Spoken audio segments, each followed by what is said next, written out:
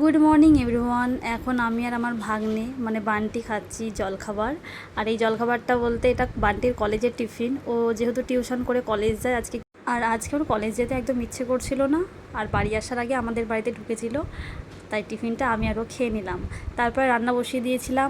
রান্না করতে করতে আমার ড্রাই ফ্রুটসগুলো ভিজিয়ে দিলাম, কারণ আমি যেহেতু বিকেলের দিকে খাই, কারণ সকালে খেতে পারি না আমি, তো বিকেলেই খাই ঘুম থেকে উঠে। আর এদিকে সুধন্য ঘরের মধ্যে খেলা করছে। খেলার জিনিসপত্র হচ্ছে বালিশের কভার খোলা, ফ্যান নিয়ে, তারপরে ছাতা নিয়ে, সব নিয়ে খেলা।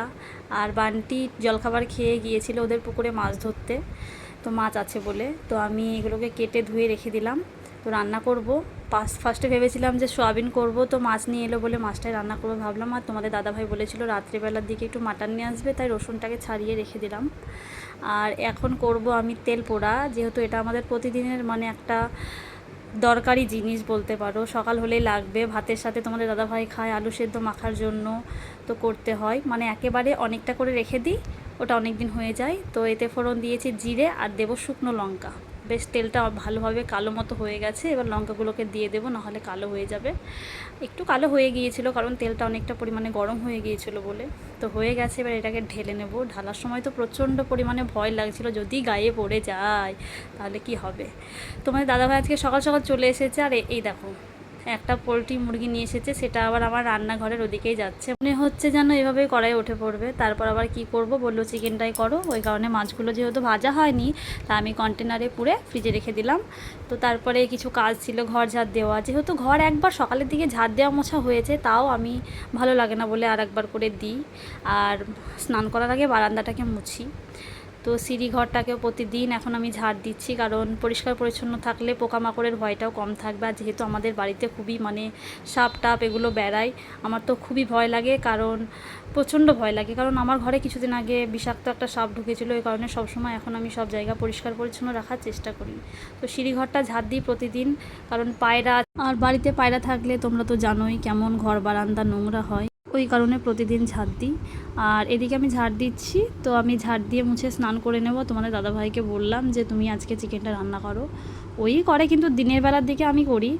তো বেশিরভাগ দিন তো মাংস নিয়ে আসলে আমাদের রাত্রে নিয়ে আসে, তো ওই রান্না করে। তাই আজকে বললাম প্রচণ্ড খিচিবিচি আছে, তুমি রান্নাটা করো। ওদিকে মাকেও খেতে দিতে হবে, বেশ অনেকটা বেলা হয়ে গেছে।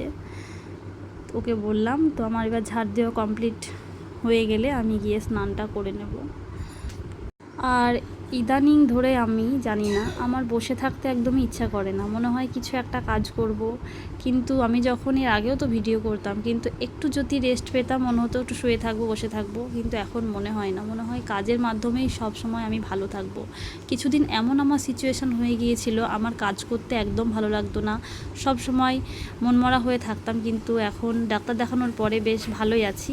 তো এদিকে তোমাদের দাদাভাইয়ের রান্নাটাও হয়ে গেছে, আমার স্নান হয়ে গেছে, খেতে বসে পড়েছি।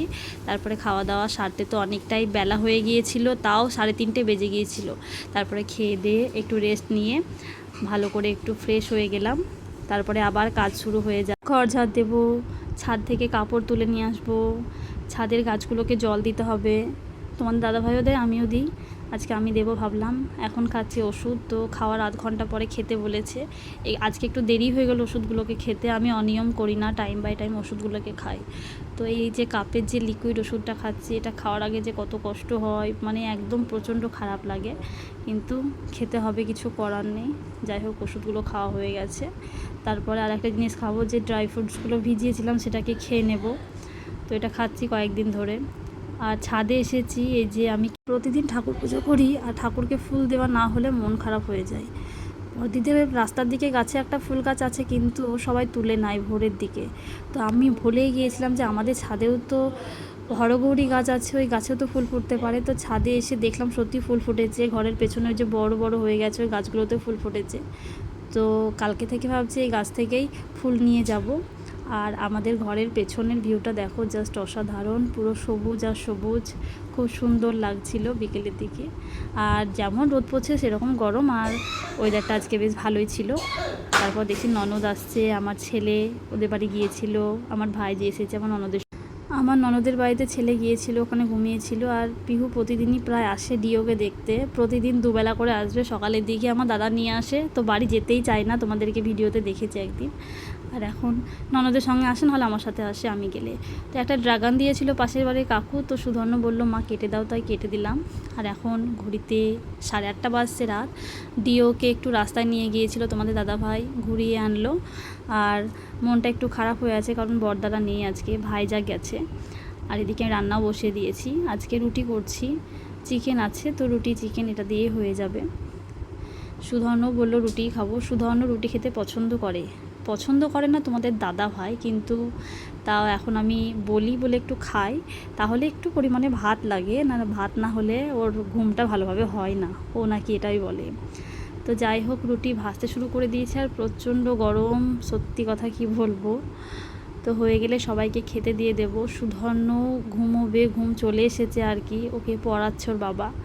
তো পড়ানো হয়ে গেলে ওকে খাইয়ে দেব, খাইয়ে ঘুম পাড়িয়ে দেব। আবার আগামীকাল সকালবেলায় উঠে আবার সে এক কাজ, এক জিনিস, একই সব কিছু, কিন্তু কিছু করার নেই, প্রতিদিনকার রুটিন ফলো করে নিজেদেরকে সামনের দিকে এগিয়ে যেতেই হবে। তো আজকের মতো এই পর্যন্তই বন্ধুরা, ভালো লাগলে প্লিজ অবশ্যই লাইক কমেন্ট শেয়ার করে দিও। শুভরাত্রি।